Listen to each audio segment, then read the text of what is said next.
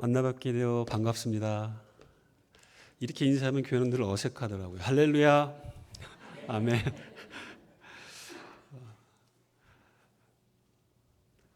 제가 여러분 아실는지 모르겠습니다만 한국에서 꽤 유명한 사람입니다. 뭐 앞에 강사가 서갖고 또 이런 얘기하면 괜히 또 불편해하실 분들이 계시겠지만 제가 왜 유명하냐면 제 이름이 현빈이기 때문에 그렇습니다. 제가 유명한 게 아니라 저를 사칭하고 다니는 본명은 다른 사람인데 연예인 중에 저의 이름을 사용하고 있는 현빈이라는 그 연예인 때문에 제가 어디 가서 설교를 하거나 강의를 하게 되면 항상 그 사회에 보시던 분이 강사를 소개하는 분이 저를 놀리는 경우가 있어요. 현빈이 왔습니다. 뭐 이런 식으로. 그래서 제가 마이크를 받게 되면 항상 제가 역으로 오늘 어차피 새로운 현빈이 왔으니 기존 탤런트 현빈과는 전혀 다른 새로운 현빈이 왔으니 오늘 현빈과 함께 말씀의 은혜를 나눕시다 이렇게 인사를 합니다. 1부 때는 분위기 좋았는데 2부 때는 조금 뭔가 좀 다른 것 같아요. 예. 제가 어린 시절에 저희 친구들이 저의 이름을 가지고 많이 놀렸어요. 그러니까 현빈, 빈자가 들어가니까 그 빈자로 시작되어지는 여러 가지 상징적인 것 가운데 꼭 빈대를 꼭 이야기하더라고요. 빈대. 야, 빈대 왔니? 뭐 이런 식으로. 제가 뭐 이렇게 빈대처럼 누군가를 괴롭히거나 뭐 자기 욕심을 추구하기 위하여 딱 붙어서 뭐 이런 이기적인 사람은 아니었지만 그냥 이름에 빈자가 들어가니까 이렇게 빈대라고 놀리기도 했었습니다. 그리고 친구 집에 가면 저희 친구 어머님이 경상도 분이셨는데 저를 반갑게 맞이하실 때마다 헌빈이 왔니? 헌빈이 이렇게 이야기합니다. 제가 듣고서 가만히 있다가 어머니 저 헌빈이가 아니라 세빈이라고 늘 새로운 세빈 현빈입니다. 이런 식으로 또 저희 이름을 이렇게 교정해 드리고 했었던 적이 있습니다. 여러분 어린 시절에 그런 거 없었습니까? 여러분을 향한 어떠한 별칭, 뭐 애칭 혹은 별명. 저의 아내를 향한 저의 애칭은 헌이라고 부르는데 오늘 여기 교회도 있더라고요. 한 집사님이 남편을 향하여 헌이라고 부르는데 저는 제 아내를 향하여서 핸드폰에다가 애칭으로 이렇게 헌이라고 써놨습니다. 그리고 가끔 제 자신을 제 아내에게 뭐 문자를 보내거나 할 때마다 꿀물이 뭐 이런 식으로 제가 꿀물이라는 겁니다. 꿀물이 헌이에게 뭐 이렇게 보내는 뭐 갑자기 닭살 돋습니까 여러분? 애칭이라는 것은 좋게 사용하면 굉장히 의미가 있고 그러나 이것을 누군가를 비하하거나 혹은 욕하기 위해서 사용한다면 상대방을 불쾌하게 만들 가능성이 많이 있습니다. 너무 느린 사람을 향하여서 우리가 가끔 나무 늘보 뭐 이런 별명을 부를 때가 있어요. 그리고 늘 사람들에게 훈계하는 걸 좋아하는 분들, 뭐 그런 분들에게는 또 훈장님 오셨네, 훈장님 뭐 이런 식으로 이야기할 때가 종종 있죠. 그리고 너무 평범하게 삶을 살아가는 사람에게는 별명이 또 평범이라는 별명을 붙이기도 하고 한순간에 부자가 된 그런 분들을 향하여서는 또 졸부라는 또 약간의 냉소적인 그러한 호칭을 사용할 때가 종종 있습니다. 전혀 자기 주머니에서 돈 안 쓰고 남한테 얻어먹거나 남의 것을 이렇게 자꾸 얻어 쓰는 경우들 우리는 그런 분들을 향하여 구두쇠라는 말도 종종 쓰기도 하죠. 구두쇠. 말만 번지르르하지 행동을 안 하는 사람들 그런 분들을 향하여 말로만이라는 별명도 있습니다. 그분을 볼 때마다 저기 말로만 왔다 말로만 뭐 이런 식으로 또 약간 우리가 냉소적으로 반응을 할 때가 있죠. 제 주변에 몇몇 청년들을 보게 되면 별명이 4차원이라는 청년이 있습니다. 뭔가 보통 평범한 그런 분위기가 아니라 생각도 독특하고 딴 세계에 사는 것 같은 그러한 느낌이 들 때 4차원이라는 별명을 또 부르기도 하죠. 연예인 중에는 메뚜기라는 별명이 있죠. 유재석과 같은 사람은 메뚜기, 은지원과 같은 사람은 뭐 초딩, 그다음에 야구 선수 가운데의 유현진 이런 사람을 향해서는 괴물, 실력이 출중하기 때문에 그렇게 붙죠. 그다음에 달콤한 사람을 향하여 요즘에 한국에서는 컵케이크이라는 별명, 애칭을 또 씁니다. 컵케이크와 같이 달콤하고 맛있는 이러한 애칭을 또 쓰기도 하죠. 근데 오늘 본문을 보니까 그리스도인이라는 애칭이 등장하고 있습니다. 별명이 이제 성도들을 향한 별명으로 사용되어지는 그리스도인을 만나게 됩니다. 어디서 이 그리스도인이라는 이름이 쓰여지게 됐냐면 안디옥이라는 곳입니다. 안디옥. 오늘 본문에 등장하는 이 안디옥 교회, 안디옥 지역을 보게 되면 고대 사회에서 로마 시대 속의 3개 도시 가운데의 하나의 유명한 도시로 알려져 있습니다. 로마, 그리고 더 나아가 알렉산드리아, 그리고 안디옥. 예수님 때 아주 유명했던 도시이기도 하죠. 근데 인구 50만이 몰려 있었던 도시, 굉장히 큰 도시입니다. 고대 사회에서 50만이라는 인구는 굉장히 큰 도시인데, 이 도시는 아폴로 숭배로 유명한 도시였습니다. 종교 혼합 혹은 더 나아가서 다원주의적 신앙이 굉장히 거기에 팽배했었던 도시라고 생각하시면 좋을 것 같습니다. 여기에는 오늘 본문에도 잠깐 나오지만 헬라인이 있었고, 기본적으로 로마 사람들이 또 이곳에 거주하여 살고 있었고, 유대인들도 이곳 가운데 살고 있었습니다. 특별하게 역사 문화를 보게 되면 아시아인들도 여기까지 와서 살고 있는데, 여기서 말하는 아시아는 터키와 같은 소아시아 말고 우리가 지금 극동아시아, 대한민국은 극동아시아 가장 동쪽 끝이라고 하는데, 요 서쪽으로 조금 가면 중국이 있죠. 중국 사람들도 이 안디옥에 와서 삶을 살고 있었던 것으로 또 역사학자들은 이야기를 하게 됩니다. 그런데 여러분, 각양각색의 사람들이 모여서 자기가 믿고 있는 신들을 향하여 예배, 제사를 하고 있었던 곳, 이곳이 안디옥이라고 생각하시면 좋을 것 같습니다. 자기의 신앙이 있고 믿음이 있고 자기가 섬기는 신적 대상이 있지만, 다른 사람이 믿고 있었던 신들, 그 신적 대상들을 또 흔쾌히 인정해 주고 있었던 곳. 내 신앙만을 진짜다라고 이야기하고 있는 것이 아니라 다른 사람들이 믿고 있는 그 신들의 존재를 어느 정도 수용하고 인정해 주고 있었던 곳. 그런데 여러분, 이곳에 그리스도인이 존재하게 된 겁니다. 모든 종교에 대해서 포용성, 수용성이 타 종교에 대한 관용이 난무하던 그 현장에 그리스도인들이 머무르게 되었다. 그리스도인들이 그곳에 교회 공동체를 이루게 되었다라는 것은 쉬운 문제가 아닙니다. 왜냐하면 그리스도인, 특별히 성도라는 이러한 신분을 가지고 살아가는 사람들은 예수님이 가르쳐줬던 그 말씀을 붙잡고 살아가는 사람들인데, 이들의 신앙의 핵심에는 뭐냐면 구원을 위한 유일한 길은 오직 예수 그리스도밖에 없다는 것을 믿고 살아가는 사람입니다. 내가 곧 길이요 진리요 생명이니 나로 말미암지 않고는 아버지께로 올 자가 없다.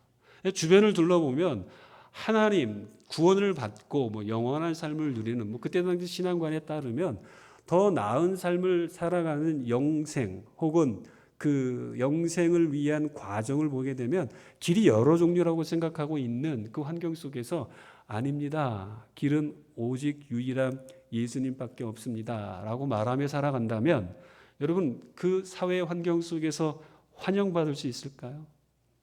그것들을 그 사람들이 받아들일 수 있을까요? 왜 기독교인들은 이렇게 배타적이야? 오늘날도 우리가 그런 이야기를 많이 듣고 있는데, 그 시대 당시는 말할 것도 없이 예수님만이 길이다라고 이야기하는 그 부분에 대하여 수용할 만한 그 관대함이 그 시대, 특별히 안디옥에서는 존재할 수가 없었던 것입니다. 여러분, 그렇기 때문에 종교에 대하여 관대했지만 유독 자신들이 증거하고 있는 예수 그리스도만이 구원이다라고 말하는 이 사람들을 향하여서 호의적일 수밖에 없어서 부르게 된 호칭이 그리스도인이라는 호칭이라는 겁니다. 긍정적으로 붙여진 이름이 아니었어요. 시작점에서는. 마치 저희들이 어린 시절에 교회를 열심히 다니고 신앙생활을 잘하면 주변 사람들이 뭐라고 비아냥거렸냐면 저 예수쟁이들. 그런 것과 똑같습니다. 여러분. 어떤 삶이 본이 되어서 긍정적인 이름을 붙이는 것이 아니라 싫은 거예요. 자기들만 잘난 것 같고 자기들의 종교가 자기들이 믿고 있는 신만이 유일한 신이다라고 주장하는 이 부분이 너무 마음이 허락되지 않기 때문에 그들을 향한 조롱과 비난을 담아서 표현했었던 말이 그리스도인이라는 것입니다. 신약 성경에는 그리스도인이라는 문자적으로 동일한 이 표현이 3번에 걸쳐서 등장하게 되는데, 사도행전에서 2번, 더 나아가서 베드로전서에서 이제 1번 등장하게 됩니다.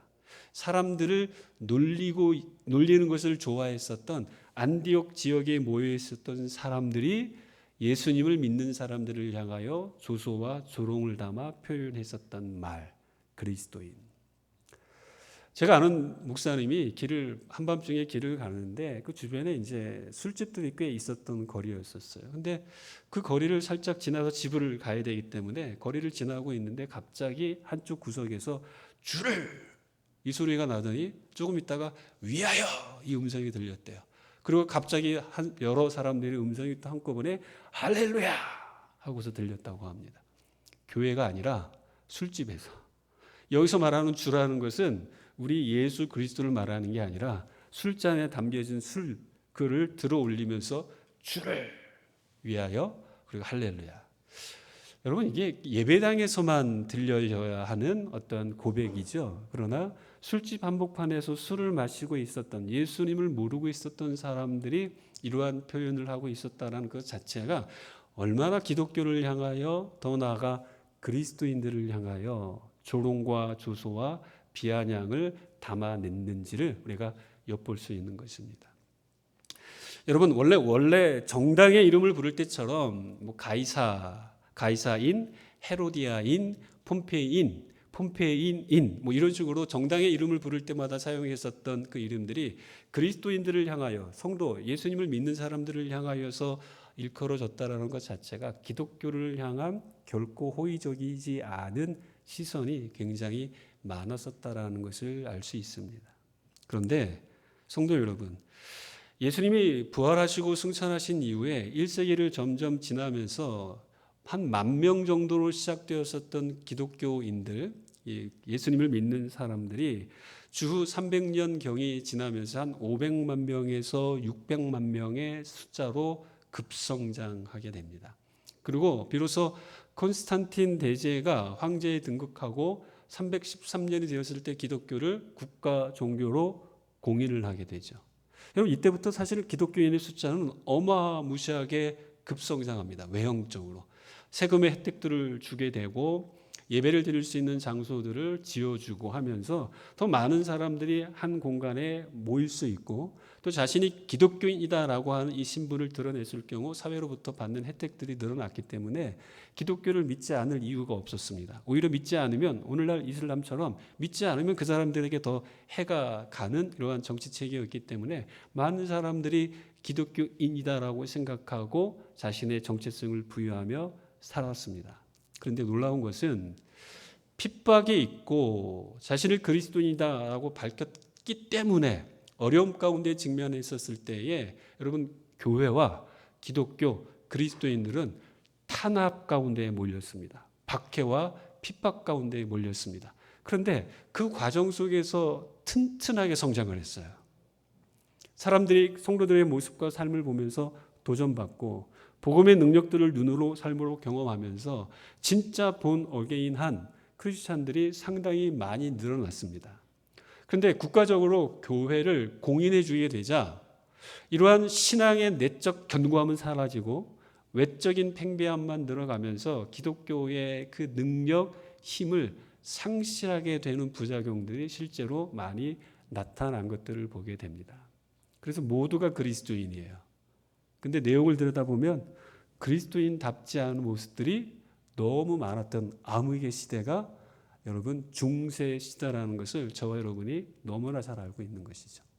그러나 모두가 기독교인이 아니지만 그 한복판에서 정말 주님만이 구주이시며 내 삶을 하나님께로 이끌어가는 유일한 길이십니다 라는 것을 고백하며 살았는데 그 결과 핍박과 여러 가지 어떠한 그 환난이 다가오는 이 상황 속에서 믿음을 지켰던 사람들의 모습을 보게 되면 우리에게 신앙의 본질이 무엇인지를 너무나 잘 가르쳐 주는 것들을 발견하게 되는 것입니다. 오늘 본문이 그 모습을 우리에게 보여준다는 것입니다. 환경적으로 그리스도인에 대하여 호의적이지 않았지만 환경이 아무리 그러할지라도 그 속에서 성도답게 하나님의 백성답게 삶을 살았기 때문에 그 지역을 변화시키고 그 지역 안에서의 영향력이 흘러넘쳐 세계 끝을 향하여 땅끝을 향하여 복음을 증거하게 되는 선교 역사의 시발점이 되는 놀라운 일들을 우리는 오늘 이 공동체 오늘 본문을 통해서 만나게 되는 것입니다. 기독교를 향한 적대적인 환경이었습니다. 그러나 도리어 그 적대적인 환경 속에서 신앙의 본질을 잘 지켜내고 그것을 삶으로 살아내었을 때 다른 사람들에게는 오히려 진정한 신앙이 무엇인지 그 가치와 동기를 보여줄 수 있었던 그 강력함이 안디옥 공동체를 통해서 우리에게 보여주고 있다는 것입니다. 그래서 저는 여러분과 함께 오후의 선교의 파노라마라는 선교에 대한 그 주제들을 가지고 같이 말씀을 나누기 전에 먼저 이 선교의 시발점이 될 수밖에 없었던 이 안디옥 공동체를 통해 우리의 공동체는, 그리고 이 공동체 안에 모여있는 그리스도인이라는 정체성을 가지고 이 자리에 앉아있는 저와 여러분이 어떠한 삶을 살아야 하는지 그 삶의 중요한 요소들을 같이 나누고자 하는 것입니다. 여러분, 그리스도인이란 어떤 사람들인가? 단지 철치고어가 되어서 종교인으로 일주일에 한 번씩 나와서 예배 드린 것으로 나는 그리스도인이다 라고 할 수 있을 것인가? 여러분, 죄송합니다만 성경은 우리에게 한 번도 그렇게 가르친 적이 없습니다. 하나님은 우리에게 그것을 요청하신 적이 없어요. 예배는 우리의 삶을 담아서 하나님 앞에 삶을 고백하며 내 일상의 삶의 주인이 누구였는지를 다시 한번 고백하고 주의 영광 가운데에서 우리의 정체성을 회복하고 하나님의 자녀답게 공적으로 하나님을 예배하는 자리가 주일 예배이지, 단지 한 번의 예배를 드림으로 말미암아 이것이 나를 그리스도인의 정체성을 갖게 하는 것은 당연히 아닙니다. 저는 오래전에 읽었었던 책 가운데 한국 기독교를 향하여서 굉장히 비관적으로 공격을 했었던 한 교수의 책이 지금까지도 머리에 남아 있어요. 종교학자였었던 최준식 교수가 이렇게 이야기합니다. 한국 그리스도인들을 향하여. 생각은 불교식으로 하고, 삶은 유교식으로 살고, 신앙생활은 샤머니즘으로 한다.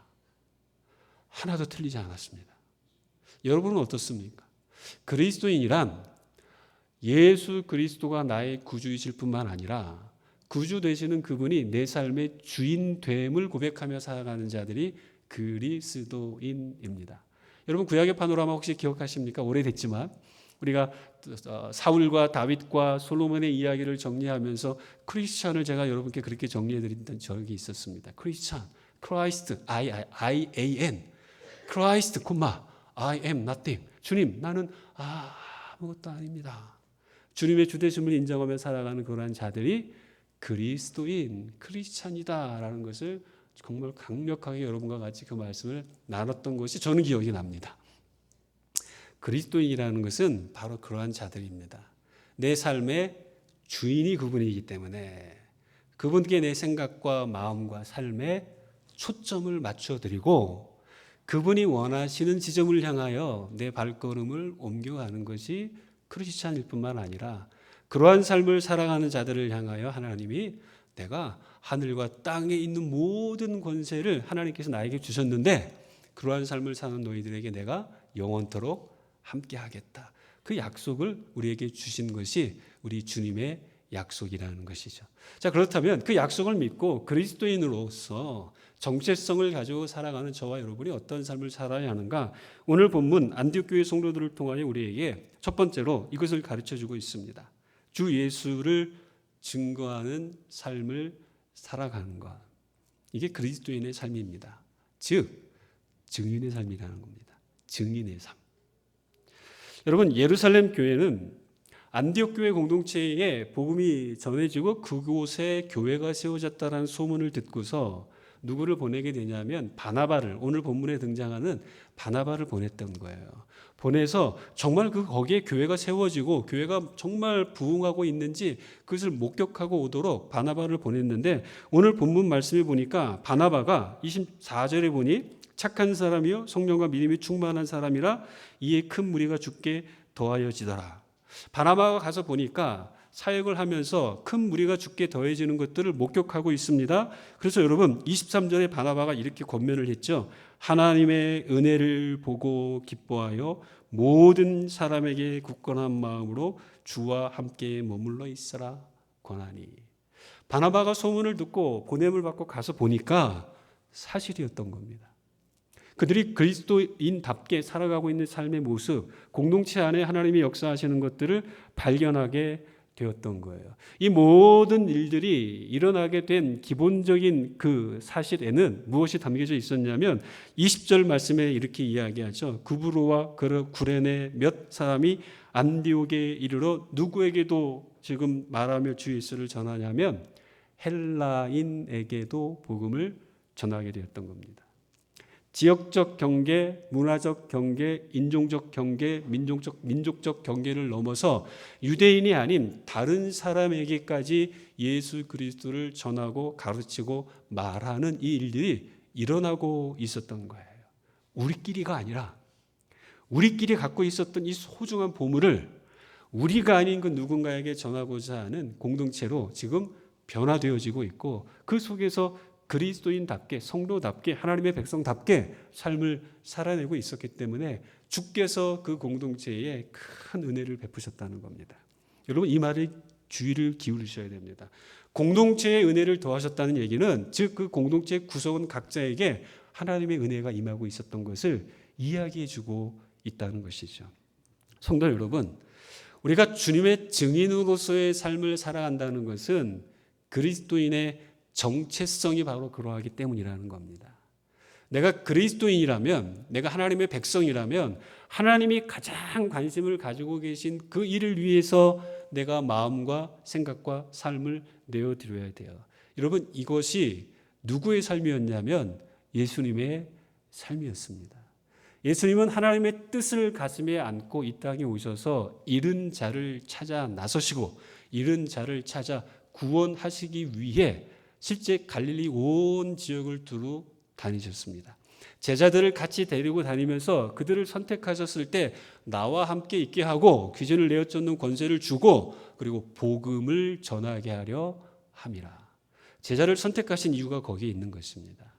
예수님이 하시는 일을 혼자 하시는 것이 아니라 단지 예수님을 좇음으로 무언가 더 나은 삶이 되어지는 그것을 추구하도록 함이 아니라 오병이어의 기적을 베풀었을 때 많은 유대인들이 그를 왕으로 삼으려 하지 않았습니까? 무엇 때문에요? 먹을 양식이 풍성하니까.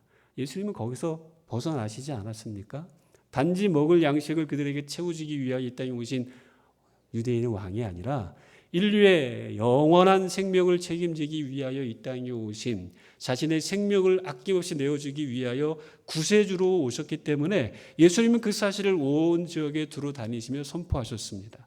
그리고 그 일을 제자들에게 위탁하셨어요. 그렇다면 제자란 예수님 믿음으로 말미암아 내 인생의 플러스 인생이 되는 것이 목적이 아니라 예수님을 따르는 제자란 예수님이 하셨던 그 일을 예수님이 가지셨던 그 마음을 그대로 가슴에 담고 그 일을 그대로 행하는 자들이 그리스도인이라는 사실을 예수님은 처음부터 우리에게 가르쳐 주셨고 안디옥 교회 성도들은 그저 이 일에 충실했던 것입니다. 그러자 주께서 은혜를 더하셨던 것이죠. 사랑하는 성도 여러분, 성도 맞죠? 여러분 그리스도인 맞죠? 그렇다면 우리가 힘써야 될 일은 다른 우리의 일상의 피로들이 많이 있습니다. 그것이 가치 없다라고 말하는 것이 아니라 주께서 말씀하신 것처럼 먼저 그의 나라와 그의 의를 구하면 우리가 일상적으로 느껴지는 그 필요는 이미 약속하신 대로 채우시리라 약속하셨기 때문에 우리의 모든 관심사항은 주님이 우선순위로 두고 있는 그 첫 번째 우선순위, 증인의 삶을 사는 것, 하나님의 나라와 의를 구하는 것에 맞춰진다면 주께서 더하시는 은혜로 우리에게 능력과 복을 함께 해 주신다는 것입니다. 사랑하는 성도 여러분, 증인의 삶을 살아가시기를 주 예수 그리스도의 이름으로 축복합니다. 제가 영어 이름이 미국에서 쓸 때는 다니엘을 씁니다. 그래서 애칭을 어디든지 데니얼, 이게 원어 본토 발음과 매우 가깝더라고요. 데니얼. 이게 본토 발음과 가깝기 때문에 데니얼이라고 씁니다. 근데 제가 성경을 읽다가 다니엘서를 너무 좋아하기 때문에 다니엘을 좋아하기 때문에 너무 감동받았던 것이 있어요. 제가 그리고 다니엘을 쓰게 된 이유가 있습니다. 12장에 보게 되면 다니엘 끝부분에 가서 이렇게 이야기합니다. 지혜 있는 자는 궁창의 빛과 같이 빛날 것이요. 그리고 3절 말씀에 많은 사람을 옳은 대로 돌아오게 하는 자 별과 같이 영원토록 빛나리라. 성도 여러분, 우리가 증인의 삶을 살 때 한 영혼이 죽게 돌아오도록 우리가 수고하고 애썼을 때 이 존재를 향하여 하나님이 어떻게 평가하고 있냐면 하늘의 별과 같이 빛나고 영원토록 그 빛이 지지 않는 밝은 빛을 비추는 별과 같이 하나님이 그 존재를 인정해 준다는 겁니다. 여러분, 그러한 존재가 되고 싶지 않습니까? 현빈이 되고 싶지 않습니까? 예, 어질현, 지혜로운 자, 궁창의 빛과 같이 빛난다. 빛날 빈. 제 이름이 그거거든요. 현빈. 성도 여러분, 한 영혼을 죽게 돌아오도록 증인의 삶을 삶으로 말미암아 하나님이 인정하시고 하나님 앞에 섰을 때 착하고 충성된 종아, 네가 작은 일에 충성했다. 맡겨진 분부를 다했다. 여러분, 그러한 격려와 칭찬, 상급을 받고 싶지 않습니까? 우리가 그러한 칭찬을 받는 하나님 앞에 서는 복된 삶이 되시기를 주의 이름으로 축복합니다. 오늘 두 번째로 우리에게 가르쳐주고 있는 교훈은 그리스도인은 여러분 가르치고 배우는 일에 힘써야 한다는 것입니다. 가르치고 배우는 일. 실제 26절 말씀을 보게 되면 안디옥에서 바나바가 바울을 데리고 옵니다. 그리고 26절 둘이 교회에 1년간 모여 있어 큰 무리를 가르쳤고 제자들이 안디옥에서 비로소 그리스도인이라 일컬음을 받게 되었더라. 여러분, 성도라 그리스도인이다라고 일컬음을 받게 된 그 배경은요, 단지 그들의 삶뿐만이 아니라 바나바가 다소에 있었던 바울을 데리고 옵니다. 사실은 지금 다소에 피해 있는, 지금 숨어서 잠수 타고 있다라고 느껴질 정도로 혼자서 독거하면서 외로운 시간, 영적으로 깊이 하나님과 만남의 시간을 갖고 있었던 다소를 160km나 떨어져 있는 거리를 찾아가서 바나바가 데리고 오는 거예요. 그래서 지금 바나바와 바울이 1년간 무엇을 하냐면 하나님의 말씀을 가르칩니다. 당대 최고의 신학자라고 할 수 있는 바울을 데려다가 바나바와 함께 지금 공동체 성도들을 말씀으로 훈련하고 있었던 일들이 안디옥 교회에서 일어나고 있는 겁니다. 말씀으로 잘 훈련받았던 성도들이 그 말씀대로 삶을 살아가면서 그 말씀이 삶에 반영되어지고 그 삶들이 너무나 많은 사람들에게 도전이 되었기 때문에 주변 사람들로부터 무슨 호칭을 받게 된 거예요?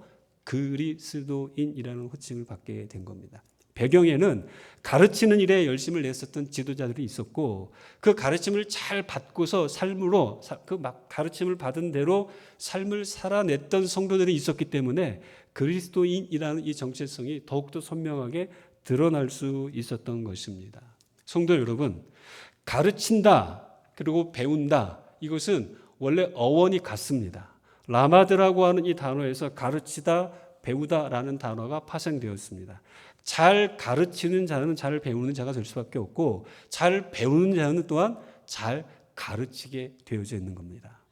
그래서 우리가 말씀 앞으로 우리 자신을 계속 몰아가서 주의 말씀이 우리를 가르치고 그 가르침을 통해서 우리가 깨달은 것을 삶으로 잘 살아낼 때, 그리고 우리가 배운 것이 있기 때문에 또 누군가를 가르치는 일들에 힘을 쓸 때 공동체는 견고해지고 그 공동체의 정체성은 더욱더 선명해진다는 것을 이 안디옥 공동체를 통해서 우리는 발견하게 되는 것입니다. 무엇을 가르치고 무엇을 배웠겠습니까? 첫째는 구약 성경입니다.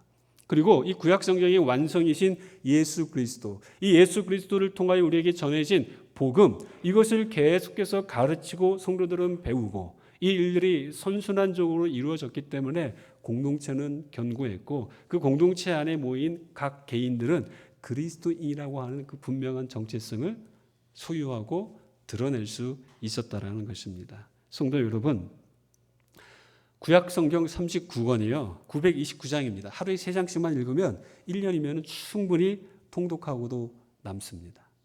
우리가 하루에 3장 정도, 1년에 구약 성경 혹은 신약 성경을 한 번 정도 안 읽는다는 얘기는 여러분 조심스럽습니다만 이것은 시간의 문제가 아니라 관심과 열정의 문제죠. 2시간짜리 영화 지루하지 않게 우리 보고 있지 않습니까? 1시간짜리 드라마 손쉽게 보고 있지 않나요?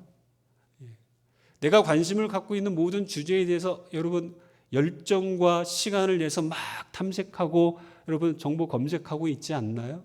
그런데 왜 성경 하루에 3장 읽는 것은 힘들어할까요? 관심의 문제죠, 여러분.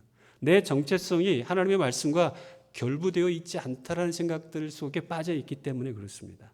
저와 여러분이 하나님의 백성, 그리스도인이라면 하나님의 말씀을 배우는 것, 하나님의 말씀을 가르치는 것, 이것이 여러분에게 있어서 우선순위가 되어야 하고 이 일을 게을리해서는 안 된다는 것입니다. 성도 여러분, 그리스도인들은 가르치고 배우는 일에 열심을 냈던 사람들이라는 것을 기억하며 나는 과연 그리스도인인가? 라는 이 질문 앞에서 여러분들 우리 스스로는 나는 과연 하나님의 말씀을 잘 배우고 있는가? 나는 과연 하나님의 말씀을 가르치는 일에 열정이 있는가? 이 렌즈를 가지고 우리 스스로를 한번 냉정하게 또 객관적으로 한번 점검해 보시는 저와 여러분이 되었으면 좋겠습니다. 그리스도인은 잘 가르치고 배우는 자들이다. 자, 오늘 세 번째 교훈은요. 그리스도인들은요. 다른 일을 잘 세우고 격려하는 자들이라는 겁니다. 잘 세우고 격려한다. 여러분 이 일을 아까 바나바 이야기를 잠깐 말씀드렸습니다. 다소에 있는 바울을 데려와 가지고 그에게 사역의 기회를 제공해 줍니다. 다소에 은둔 생활을 하고 있었던 바울은요, 이제 자신이 그동안 은둔 생활을 통하여서 갈고 닦았고 주님께로부터 배우고 깨닫게 해주었던 놀라운 하나님의 말씀의 통찰력을 안디옥 교회에다가 1년 동안 쏟아붓습니다. 그 일을 통하여서 말씀으로 누군가를 세우죠. 이러한 일들이 가능하게 되기까지 바나바라고 하는 이 사람은 바울을 세웁니다. 그리고 격려합니다. 우리가 이 일에 같이 힘썼으면 좋겠다 하면서 기회를 제공해 주는 것이죠. 이러한 기회를 제공받았기 때문에 바울은 열정적으로 말씀을 가르칩니다. 이 일에 바나바가 같이 동역을 합니다. 그리고 이러한 가르침에 의해서 성도들이 성장을 하게 되죠. 그러면 성장한 성도들이 가만히 있을까요? 이들의 삶에 또 다른 변화가 생기고 말씀을 적용하는 안목들이 생기기 시작합니다. 그리하여 선지자 아가보라고 하는 사람이 일어나서 성령의 감동하심에 따라 온 천하의 기근이 들 것이다 라는 예언적 메시지를 선포했었습니다.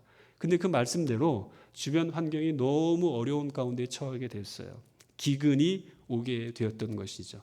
천하에. 그러니까 모두가 힘든 시기가 되었습니다. 그런데 모두가 힘든 시기, 자기 혼자만 살펴도 어려운 그 시기 속에서 안디옥 교회의 성도들, 그리스도인이라고 불림을 받았던 이 성도들이 무슨 일을 하냐면 헌금을 모읍니다. 봉사의 일을 하기로 작정을 하면서 예루살렘, 유대에 있는 형제들이 어렵다고 우리가 소식을 들었는데 우리가 그들을 도와야 되지 않겠느냐. 내 앞가림하기도 힘든 상황 속에서 다른 사람의 어려움을 보고서 간과하지 않습니다. 여러분 저도 오랜 시간 동안 사역하면서 발견한 게 있어요.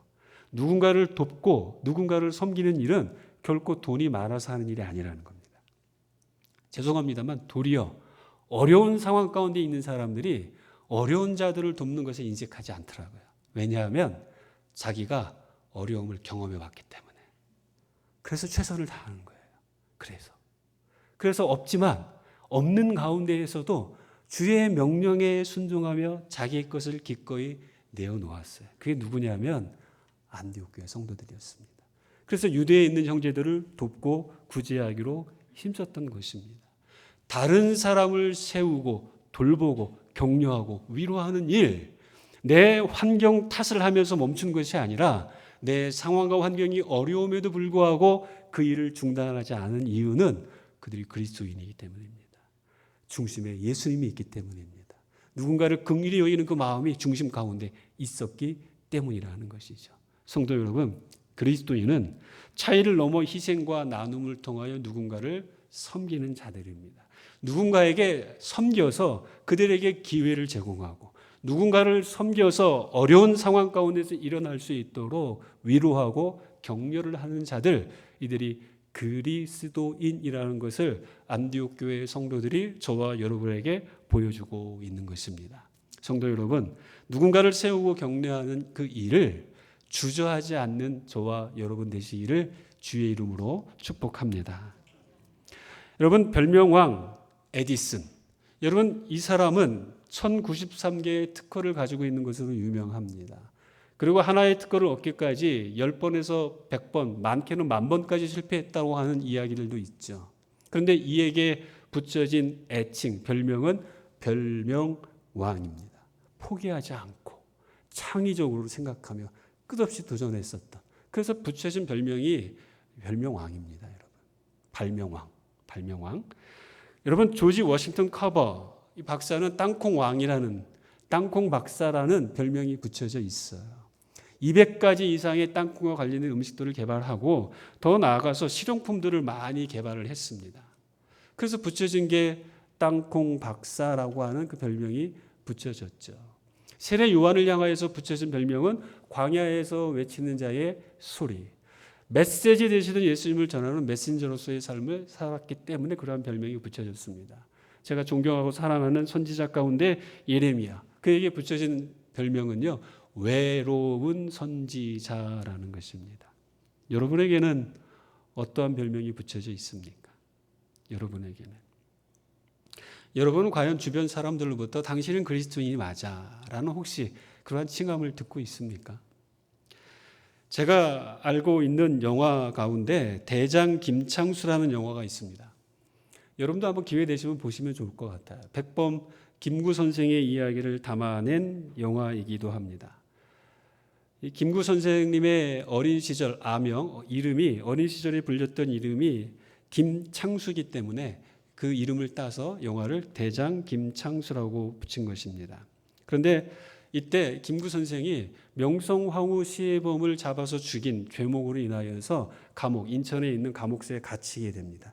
이때 이 백범을, 김구 선생을 회유하려고 했었던 감옥소장 강형식, 온갖 고문과 정말로 그 괴롭힘을 통하여서 백범 선생을 굉장히 회유를 시키려고 노력을 많이 했습니다. 그러면서 이러한 이야기로 백범 선생을 이제 마음을 바꾸도록 회유시키려고 했었습니다. 어떻게 말하냐면 김창수를 향하여서 감옥소장이었던 강형식이 이렇게 말합니다. 그런다고 안 바뀌어. 이 나라 민족, 그런 당신이 그렇게 한다고 이 나라 민족 안 바뀌어. 이 나라가 원래부터 그런 나라야. 그러니까 그냥 다른 놈들처럼 평범하게 타고난 대로 살다가 죽으면 돼. 애쓰지 마. 뭐 나라의 해방과 민족을 위하여 애쓸 필요 없어. 여러분, 이렇게 하면서 회유를 할 때에 백범 김구 선생이 이렇게 말을 남깁니다. 할 수 있어서 하는 게 아니라 해야 되기 때문에 하는 거야. 해야 되기 때문에. 무슨 의미입니까? 대한민국 국민이기 때문에 당연히 잃어버린 이 나라를 찾기 위하여 애쓰는 것은 당연하다라는 의미로 이야기를 했던 것이죠. 성도 여러분, 오늘 제가 여러분과 나누었던 증인의 삶, 가르치고 배우는 삶, 누군가를 격려하고 위로하는 이러한 삶, 여러분, 이것은 하나님이 저와 여러분에게 부여하신 그리스도인다운 삶의 정체성과 연관되어 있기 때문에 해야 되는 것입니다. 그냥 단지 할 수 있어서 하는 것이 아니라 내 능력이 되니까 하고 능력이 안 되니까 안 하고 이런 의미가 아니라 하나님이 우리를 향하여 부르신 그 부르심의 현장 속에서 우리가 감당해야 할 일이 그 일이기 때문에 저와 여러분이 그 일들을 감당해야 하는 것입니다. 일로서보다 더 중요한 것은 내가 그리스도인이기 때문이라는 것입니다. 사랑하는 성도 여러분, 여러분은 지금 그리스도인으로 살아가고 있습니까? 아니면 그냥 사람으로 살아가고 있습니까? 여러분은 지금 하나님 앞에 설 그 순간을 바라보고 기대하며 그 앞에 섰을 때에 칭찬받을 것을 기대하며 그리스도인으로 살아가고 있습니까? 아니면 그냥 주어진 인생 살다가 온 사람으로 살아가고 있습니까? 바라기는 저와 여러분이 그리스도인으로 멋지게 살아가기를 주의 이름으로 축복합니다. 아멘.